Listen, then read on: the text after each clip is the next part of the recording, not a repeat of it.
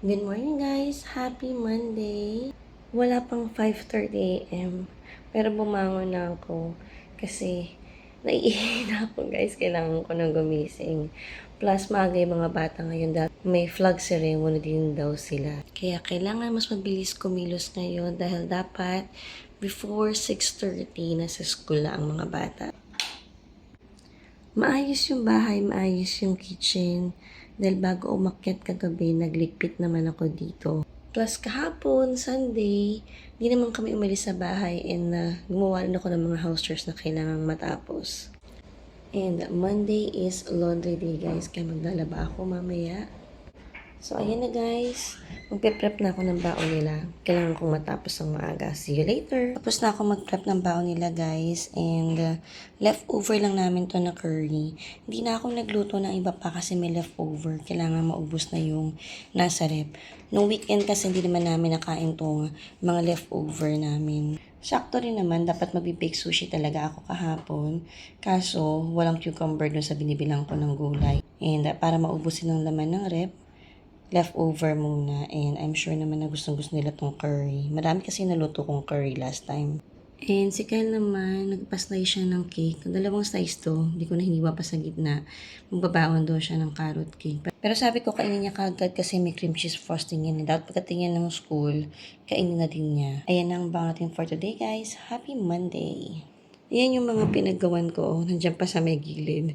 Pinilid ko lang sila. And then, nalagay ko lang sa mga baonan to nga pinrep kong food, and then tapos na kami.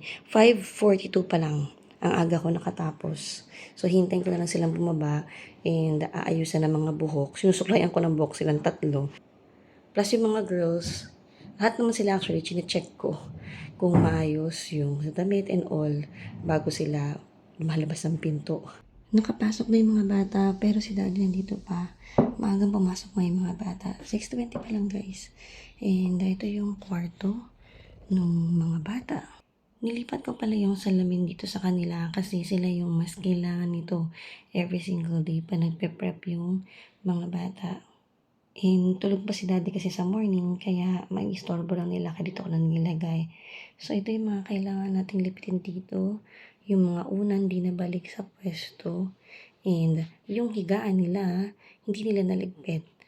Kasi nga maaga sila today and wala na silang time para gawin pa yan. May flag ceremony ngayon. Yan lang naman naliligpitin and wala naman masyadong kalat ngayon dito sa kwarto nila. Kahit sa table, wala masyadong kung ano-anong nakakalat naman. Kaya mabilis lang to para sa akin. Pasok naman tayo sa room namin guys. And as usual, yung bed lang naman ang kailangan kong ayusin dito. And kailangan ko lang buksan yung curtain, kailangan ko magbukas ng window, and yun lang. Yun lang naman talaga ginagawa ko dito every single morning. And then, i-run ko yung vacuum. Si Snow White, inaakit ko rin dito sa mga rooms para makapag-vacuum din siya. And yung bed namin, may dinagdag kaming parang pampaan yan para si Snow White nakasuot sa ilalim. Itong mga towel, mababa ko na to. Maduming towel yan, nagpalit na kami ng towel dati. Hindi ko lang nababa kagabi. So, ayan guys, magiligpit na muna ako and then prep ko lang din yung susutin ni daddy for today. Tapos na akong mag-tidy up dito sa master guys and nakaready na rin yung damit na susutin ni daddy. Yan yung outfit niya for today.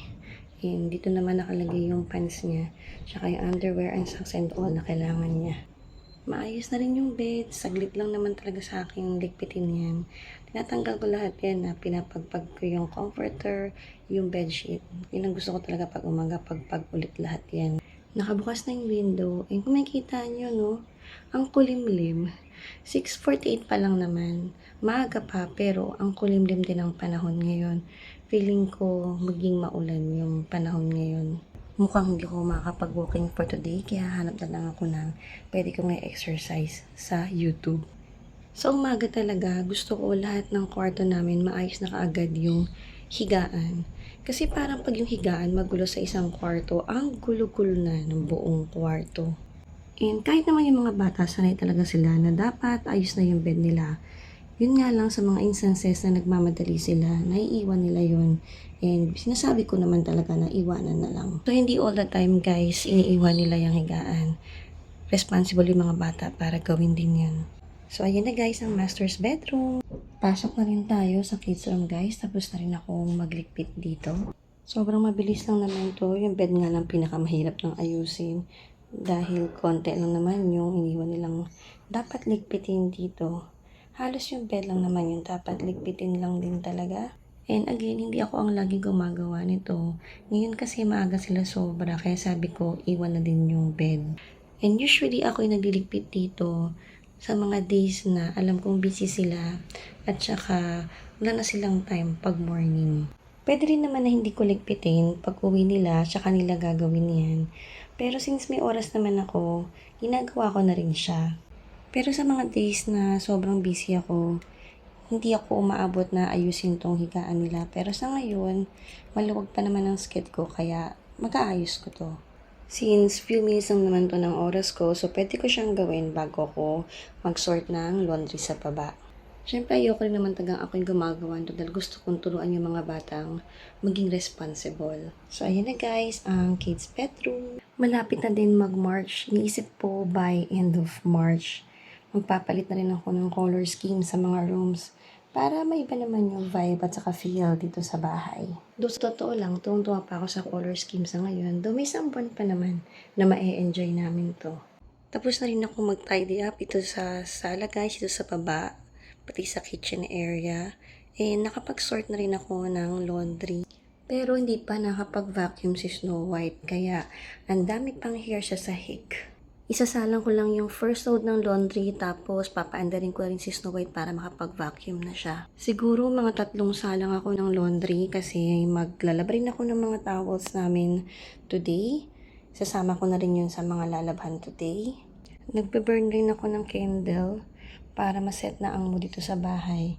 Dahil uupo na rin ako, magpapahinga, mag-edit ako ng vlog. Final touches na lang naman yung gagawin ko dun sa vlog.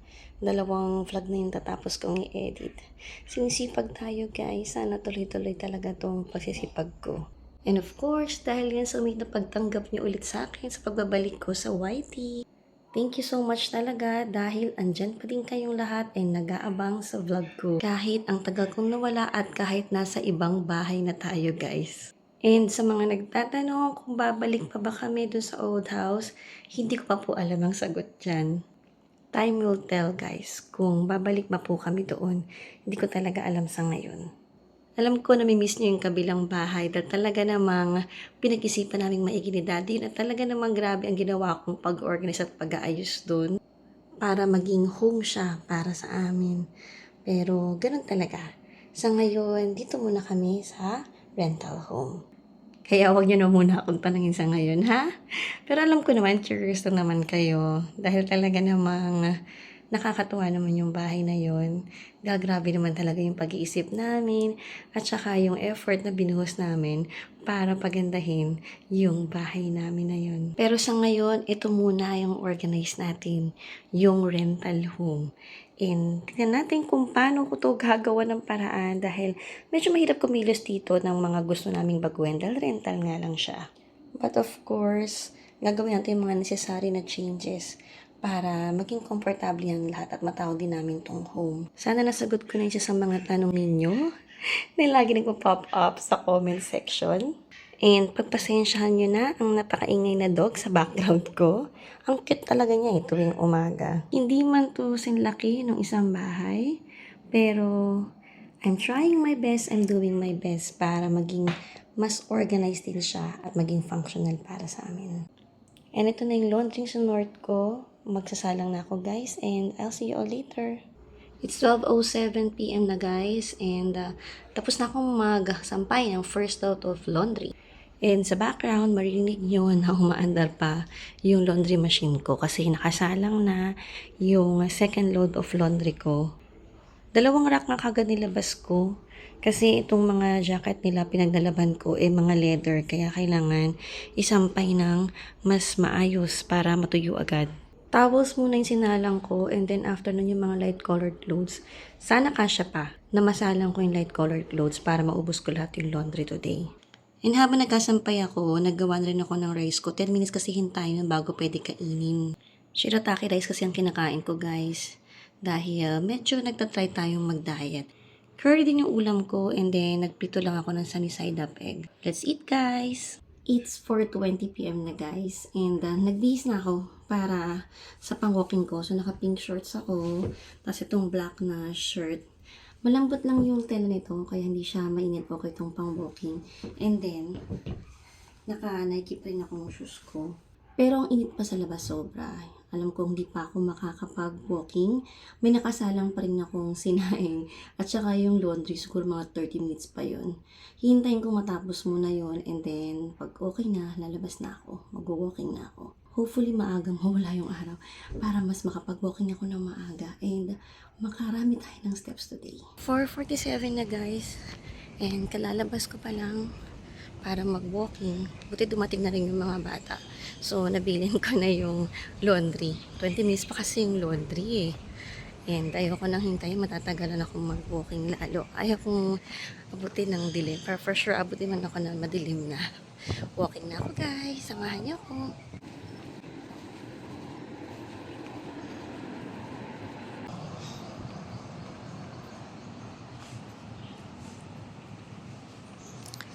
Ang cloudy ngayon.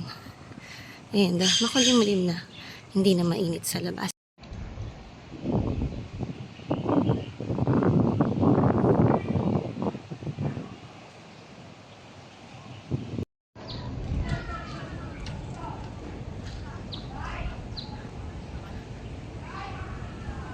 Ang hangin ngayon sobra.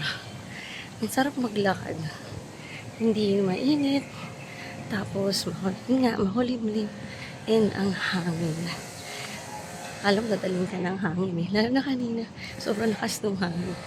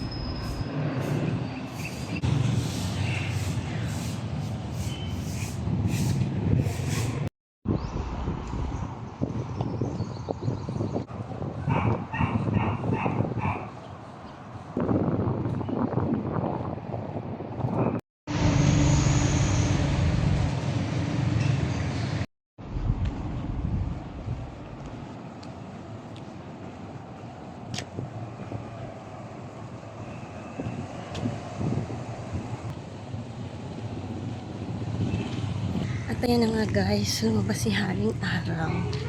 Niloko tayo. Sabi, makulimlim na. Bibilisan ko na lang maglakad. Para malagpasan ko yung mga maaaraw na lugar. Matutusta tayo dito. Baka maging ano ko. Binilat. Ang tawag din? Tuyo. Tuyo. Ayan, matutusta yung balat ko dito. Kaya kailangan maghanap ako ng mga malilim-lilim na area na. Ayan, buti na lang dito. Malilim na guys. Wala ng araw.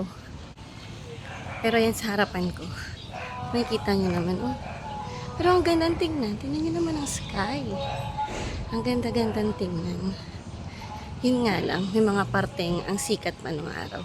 Pero dito, sa lalakaran ko ngayon, wala na dito.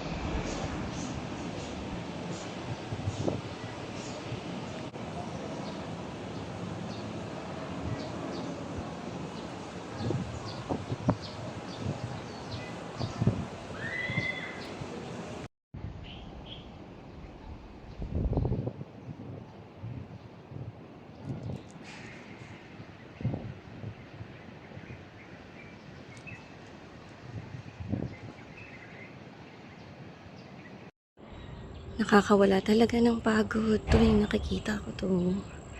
Ang ganda-ganda talaga ng sunset dito, guys. Sobrang ganda. Tingnan nyo naman. Sobrang ganda, diba? Malulobat na ako. Sinip ko yung battery ko para dito. Naka 13,446 steps na ako, guys. And uuwi na ako. Okay na yan for today. Bukas na ulit. Bukas ulit sana makapaglakad ng ganito kahaba-haba. And samahan niyo ulit ako bukas. Bahay na ako, guys, and ito na pala yung natapos na laundry for today. Yung last load, yung mga light colored loads, yung nasa baba lang, yan yung pinasampay ko na lang kay Shobe kasi hindi ko na nahintayan kanina. Pero konti lang naman kasi yun, kaya sa kanila ko na pinagawa. Pero yung 2 loads ng laundry, ako yung nagsampay, guys. So naka 3 loads of laundry ako today and wala nang labahin. And magpapahinga lang ako ng konti, tapos magluluto na ako ng dinner namin. Tempura yung bala kong lutuin today. Hindi bala. Tempura yung lulutuin ko today. Tapos bukas na ako magbe-bake sushi. Walang pasok kasi bukas. Kaya okay lang na magtempura ngayon. Hindi ko kailangan mag-prep ng pambaon nila bukas.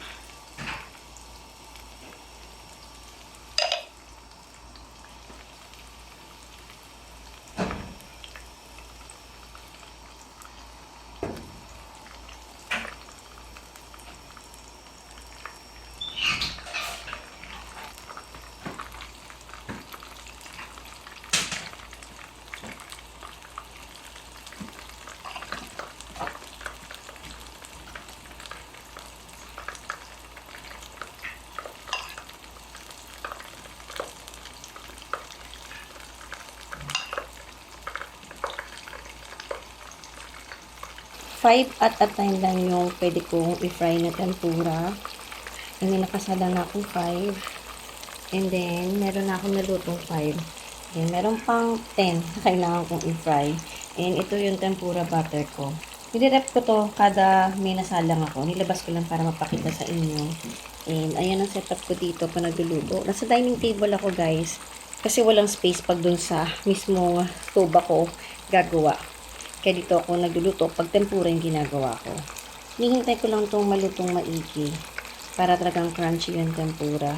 Di pa ako ganun kagaling mag-drizzle ng mga flakes-flakes na sa ibabaw. Pero practice makes perfect. Minsan maganda, minsan parang buong-buo yung itsura. Ewan ko, depende yata minsan sa tempura butter din. So ayan, guys, luto na muna ako. Tapusin ko muna itong niluluto kong tempura. Luto na yung tempura, guys. Ayan na siya. Tempura party. 20 pieces lahat tong tempura. And again, yung tempura butter, binibili ko lang siya sa SNR. Let's eat, guys! It's 9:52 PM na, guys. And nakapag-shower na ako, nakapag-toothbrush. And nagawa ko na yung mga dapat kong gawin bago pumunta dito sa kama. So, nakapag-lotion na ako. Yun naman ginagawa ko actually bago matulog. Pagkatapos kong mag-shower, nagde-lotion lang ako and brush ng hair ng konti. And then, ready na para matulog. Wala pa si daddy, guys. Sobrang malilate siya ng uwi today kasi yung project niya patapos na yun sobra. And bukas na yung opening, kaya late na late siyang uuwi. tingin ko baka madaling araw siya umuwi. And I don't know. So, matutulog ako mag-isa ngayon. Pero, hihintay-hintayin ko rin siya kasi kailangan ko siyang pagbusan ng door. Though may susi naman siya. Pero, gusto ko pa rin hinihintay siya. Tsaka actually, hindi ako nakakatulog hanggat wala si daddy sa bahay. So, ayun na guys. Hanggang dito muna yung vlog. Bukas na lang ulit. I'll see you all later. Good night guys!